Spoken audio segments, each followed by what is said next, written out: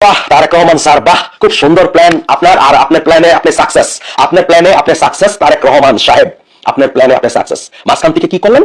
একটা মৃত দেহকে, মা জননী খালেদা জিয়াকে, আমরা জানি যে একজন মৃত মানুষ মানে যত তাড়াতাড়ি সম্ভব তাকে কবর দেওয়া, তা না হলে তার রূহ কষ্ট পায়। এই মুহূর্তে তারেক রহমানকে গ্রেপ্তার করে জিজ্ঞাসাবাদ করা উচিত। ধরে নিলাম ওদের কথা, আপনারা জানেন যে গতকালকে বেগম জিয়া মারা গেছেন, কিন্তু তার আগের দিন তার টিপসই নেওয়া হলো মনোনয়ন ফরমে এবং মনোনয়ন ফরম গ্রহণ করলো নির্বাচন কমিশন। আসসালামু আলাইকুম ওয়া রাহমাতুল্লাহি ওয়া বারাকাতুহু। আজকে ইতিহাস সাক্ষী হয়ে থাকবে বেগম খালেদা জিয়ার জানাজায় লাখ লাখ মানুষ হয়েছে ইতিহাস সাক্ষী, কারণ তিনি একজন ভালো মানুষ ছিলেন। এই মানুষটাকে হারিয়ে আমরা গভীরভাবে শোকাহত।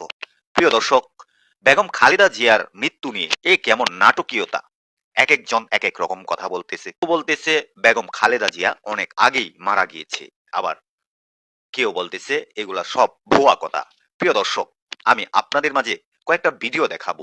এই ভিডিওর কথাগুলা শুনে আপনাদের মূল্যবান মন্তব্য কমেন্ট বক্সে কমেন্ট করে জানাতে ভুলবেন না।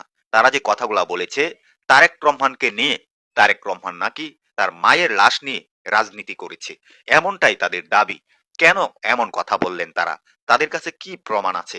প্রিয় দর্শক, তাদের কথাগুলো কতটুকু যুক্তিসঙ্গত, আপনারা ভিডিওটা দেখে আপনারা ভিডিওটা সর্বোচ্চ শেয়ার করবেন এবং আপনাদের মূল্যবান মন্তব্য দর্শক কমেন্টে কমেন্ট করে জানাতে ভুলবেন না। চলেন আমরা কয়েকটা ভিডিও আগে দেখে আসি। কিভাবে মেডিকেলি ডেড, যার ব্রেন কাজ করে না, এমন একজন ব্যক্তি মনোনয়ন ফরমে টিপসই দিতে পারেন? সেখানে কি নটারি পাবলিক হয়েছে, ম্যাজিস্ট্রেট উপস্থিত ছিল, সাক্ষী কে ছিল? হয়েছে এমন কি? একজন ব্যক্তি যদি মেডিকেলি ডেথ হয়ে যায়, তার এই ব্রেন এটা কাজ করে না, তার অঙ্গ প্রত্যঙ্গ কাজ করে না, সে তাকে মেডিকেলি ডেথ, তারাই অনেক আগে বলে দিয়েছে যে সে কোনো চিকিৎসা নিতে পারছেন না, এটা তো তাদের ভাষাই। তাহলে এমন একজন ব্যক্তির মনোনয়ন ফরমে টিপসই আপনি কিভাবে নেন? শি ইজ মেডিকেলি ডেড, এমন একজন ব্যক্তির আপনি কিভাবে নিতে পারেন? আপনাদের কথা বলা উচিত, আপনাদের এই বিষয়টাকে প্রতিবাদ করা উচিত, এই বিষয়টাকে তুলে ধরা উচিত। সেটা কেউ আপনারা করতেছেন না। আরে লাশ নিয়ে রাজনীতি সে করছে, তারেক রহমান নিজে লাশ নিয়ে রাজনীতি করেছে। তার চাই যে 25 তারিখ আসার পরে সে একটা দিন সুস্থভাবে একটা জায়গায় বসে ছিল, সে হুট করে তার প্রধান কার্যালয়ে গিয়ে, প্রধান ইয়াতে বসলেন, কার্যালয়ে সেই চেয়ারে গিয়ে বসলেন, তাদের গুলশানের কার্যালয়ে গিয়ে বসলেন, এবং তিনি শনিবার দিন কোথায় পান এই নিয়ম যে নির্বাচন তফসিল ঘোষণা হয়ে যাওয়ার পরে আপনি ভোটাধিকার পাবেন? এই নিয়ম, এই আইন কোথায় আছে? বাংলাদেশের কোথায় এই আইনটা আছে আমাকে বলতে পারেন?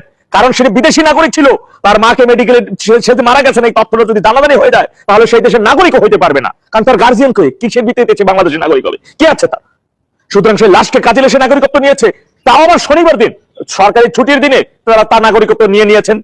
সমস্ত কার্যালয় তার বসা হয়ে গেছে, আগামীতে তিনি একটি সংসদে নির্বাচন করবেন, তার বন্দোবস্ত হয়ে গেছে। এবং একজন মেডিকেল, বড় কথা হচ্ছে তাদের ভাষাই আমি বলি, তাদের